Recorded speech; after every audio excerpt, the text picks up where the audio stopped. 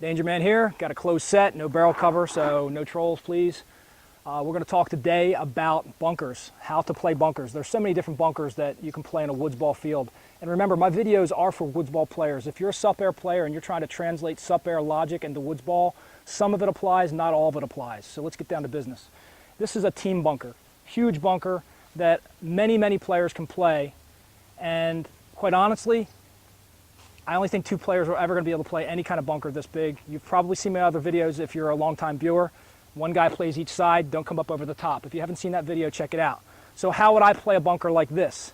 I'd either come out this side here, playing this side, or I would play from this side, coming out this side. Okay, now I'm down on my knees because we are playing in the woods. And traditional Sup'Air tournament level play, you know, it is said keep off the knees, stay on your feet. You know, the Ali Lang athletic position you've probably heard. I could do that from here. I could do that right here. I could be up off my knees. But then my head is high enough in a small bunker like this, and that's what's going to happen in a lot of woods ball. This is what I mean by not everything in Sup'Air translates to woods. Now this bunker over here looks really good. If I was coming from that side of the field, approaching it from this side, I'd be coming up, and what would the new player think? The new player to the game who hasn't played for the first time or played so few times that they don't realize it, that's Swiss cheese. So how do I want to play this bunker? When I'm coming up into this bunker, I'm not over here, and I'm not over here. I'm especially not here, because this is Swiss cheese right here. I might use this to see through, all right, but I'm using this tree and this tree in this bunker. I'm using the trees in this bunker. To me, when I see a bunker like this, I don't see the bunker, I see the trees. That's what I'm using. So I'm going to play off of these trees. If I'm going to come up out of the middle of this bunker, now you've heard me talk about no prairie dogging. Here you can. I'm using this tree to come up. And the same logic of shadow walking, and I'm coming off this tree, and I'm using the lower portion of the bunker to protect my hips. But I'm using this tree here to let myself come out and play against the opponents that are downfield. Okay?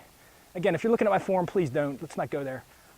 So this particular bunker is one of those bunkers where it kind of has that blend of everything. I don't want to come up over the top if I can help it. I want to play the trees. Most of all, use the gaps for vision, not for shooting. Every now and again, you might think, I'm going to shoot through here. Once you get into that position, you're telling the other team start shooting through these gaps too.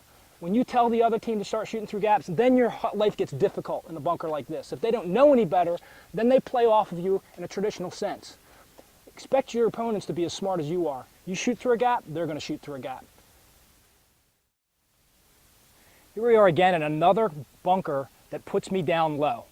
And in a bunker like this, I'm expecting to play off of my knees, and I'm expecting to maneuver around a lot on my knees. When you're in a long bunker and you're playing it by yourself, if you're by yourself, you've got to manage both sides. You may have heard me in the past talk about head on a swivel. It's kind of like that. You're watching both sides. If you don't watch both sides, you get flanked. This bunker is in the middle of a field. So when you're playing a midfield bunker, you are in a hot position. You better have raised your game. You better be ready to play a bunker like this. Again, we have gaps here.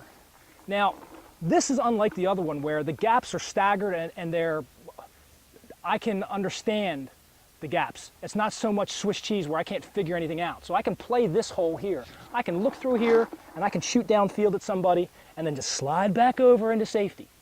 This is a gap I can use. So understand the different types of gaps that you're going to encounter on the different types of bunkers. Are they the ones that are a liability? Or are they the ones that's an asset? This one's an asset. I can play this one smart. The only time this is a liability is if somebody knows to be shooting through here and I need to cross over to this side of the bunker. But for the most part, that's usually not going to happen. I'm also mindful of my head. That's why I'm down on my knees. Again, this is not Sup'Air. I'm not going to play this from the athletic position and be doing this stuff in this bunker. I mean, that's just retarded in a game of Woodsball. If I'm a second player, if there's two players playing this bunker, then I want to mind one side and I want my teammate to mind the other. I do not want to come up over the top of a bunker. Coming up here and exposing myself to me is just a big no-no. Can it be done? Yes, you can come up over the top of bunkers. If you've got two people out there and not 17, if you're not in a big giant battle and I know where they are, I might want to come up every now and again and go bam, bam, bam, bam, bam, get back down. But if I do that, you've probably seen the movie, the sniper who doesn't move is a dead sniper. If I came up here, what's my next decision going to be? Yeah, get my ass over here, pick a new position to come up, so that if they're shooting through that lane, it's empty. I'm not in it anymore. It's too much for any man! This is the end of part 1 of the 3-part series on all about Woodsball bunkers. I hope you're enjoying the series. If you're ready, click on the video preview below to jump over to part 2. Otherwise, listen to me for the next 20 seconds tell you about how I want you to visit DangerMansLair.com if you haven't already done so.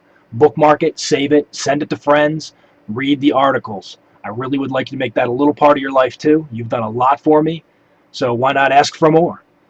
Thanks, guys.